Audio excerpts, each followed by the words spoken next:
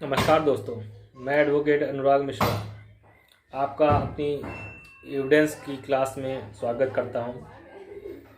आज इस वीडियो में मैं एविडेंस की जो परिभाषा का भाग है उसके बारे में चर्चा करूंगा, जो सेक्शन 3 और सेक्शन 4 में दिया गया है। ये वीडियो 2 पार्ट में होगी क्योंकि ये सेक्शन बहुत ही इम्पोर्टेंट है।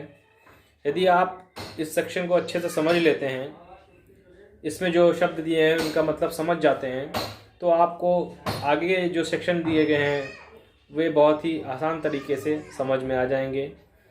तो इस वीडियो को मैं 2 भागों में बनाऊंगा। तो चलिए चालू करते हैं। तो जो सेक्शन 3 है उसमें पहला जो शब्द है वो है न्यायालय। न्यायालय का मतलब क्या होता है? तो जो शब्द न्यायालय यूज़ किया गया है इस एविडेंस एक्ट में, वो ये बताता है कि न्यायालय में मजिस्ट्रेट आते हैं, सभी न्यायाधीश आते हैं और सभी व्यक्ति जो साक्ष्य लेने के लिए प्राधिकृत किए गए हैं, जिन्हें साक्ष्य लेने के लिए नियुक्त किया गया है, वे सभी न्यायालय कहलाएंगे। तो न्यायालय हमने समझ लिया। दूसरा शब्द है तथ्य। एविडेंस में जो कोई भी बात कही जाती है वो तथ्यों के माध्यम से कही जाती है। तो तथ्य जो होते हैं वो एविडेंस कहता है कि 2 तरह के होते हैं, एक भौतिक तथ्य और एक मानसिक तथ्य। भौतिक तथ्य वे तथ्य कहलाते हैं जो हमारी ज्ञानेंद्रियों के द्वारा ग्रहण किए जाते हैं, और जो हमारे मन में चल रही होती हैं बातें, उन्हें मानसिक तथ्य कहा जाता है। तो जो हमारे भौतिक तथ्य हैं उनके उदाहरण जो हैं वो इस तरह से हैं कि हमने आँख से लड़ाई करते हुए देखा, तो ये जो तथ्य है ये क्या है? भौतिक तथ्य है। कानों से कोई बात सुनी, तो वे जो तथ्य हैं वो भौतिक तथ्य हैं। अपनी जीभ से हमने कोई स्वाद का महसूस किया, तो वे सभी भौतिक तथ्य हैं। त्वचा से कोई ठंडा या गर्म का एहसास हुआ या चोट का एहसास हुआ, तो वे सभी भौतिक तथ्य हैं।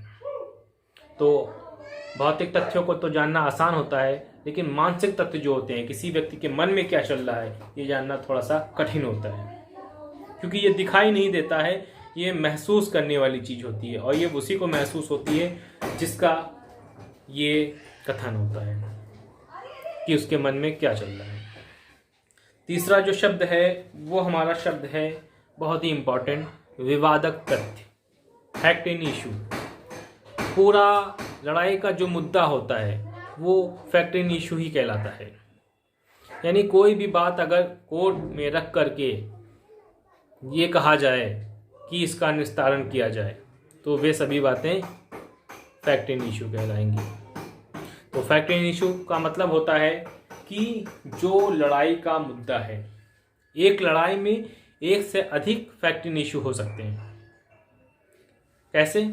यदि कोई बात हमने अपने कोर्ट में रखी और उस कोर्ट में किसी व्यक्ति ने उन्हें डिनाई किया, हमने उन्हें एक्सेप्ट किया, उन्होंने डिनाई किया, तो इस तरह से जो घटनाएं बनी वे सभी फैक्ट इन इशू कहलाएंगी।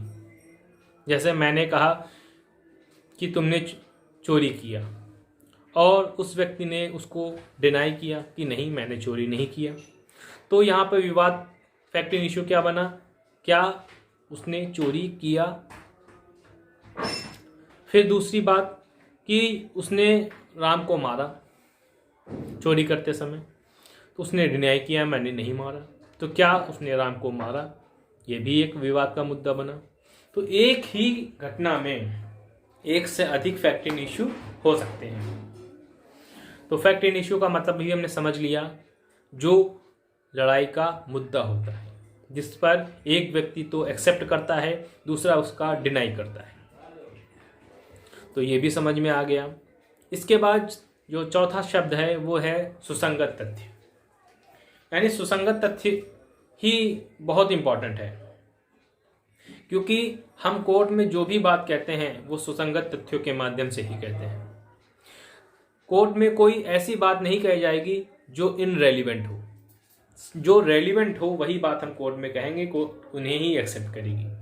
तो वे बातें जो हमारी एविडेंस एक्ट में 5 से 55 में दी गई हैं, उन बातों को हम सुसंगत तथ्य कहेंगे, क्योंकि सुसंगत तथ्य वे तथ्य होते हैं जो विवादक तथ्य के होने या ना होने के बारे में बताते हैं कि वो विवादक तथ्य है या नहीं। इन सब के बारे में बताने वाले जो तथ्य होते हैं उन्हें हम सुसंगत तथ्य कहते हैं। तो हमने सुसंगत तथ्य को भी बहुत ही आसान भाषा में समझ लिया।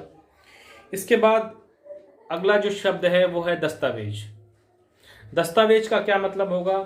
तो एविडेंस एक्ट में जो दस्तावेज का मतलब ये है कि जब किसी पदार्थ पे अंकों के द्वारा, अक्षरों के द्वारा,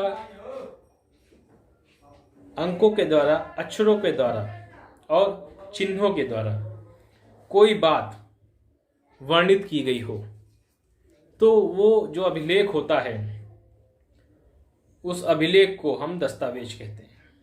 तो वो जो पदार्थ होता है, वो पदार्थ जो होता है वो दस्तावेज के रूप में प्रयोग किया जाता है। तो हमने दस्तावेज को भी समझ लिया। दस्तावेज में जो पदार्थ होता है वो कागज भी हो सकता है, दीवार भी हो सकती है, पत्थर भी हो सकता है, कुछ भी हो सकता है।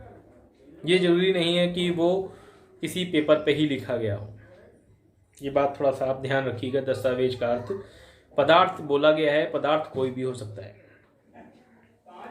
अगला शब्द है साक्ष्य। साक्ष्य का मतलब क्या होता है? तो साक्ष्य दो तरह का होता है एविडेंस एक्ट में।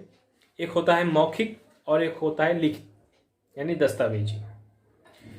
यानी ऐसे तथ्य जो जांच के विषय होते हैं, जो जांच के लिए न्यायालय में पेश किए जाते हैं, उन तथ्यों को हम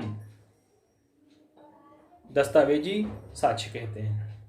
और जब कोई कोर्ट किसी बात को साबित करने के लिए साक्ष्यों के द्वारा उन्हें प्रमाणित करने की आज्ञा देता है, और जब साक्षी उस पर आकर के अपने कथन करता है, तो उन सभी बातों को मौखिक साक्ष्य कहा जाता है। इन चीज़ों के आधार पर ही कोर्ट अपना निर्णय तय करती है। तो साक्ष्य की परिभाषा भी हमने समझी कि मौखिक में जो बातें कही जाती हैं और जो लिखित में कही जाती हैं उन्हें हम साक्ष्य कहते हैं। आज के लिए इतना ही। अगले वीडियो के लिए इंतजार करिए, क्योंकि वीडियो थोड़ा सा लंबा हो रहा है। तो धन्यवाद।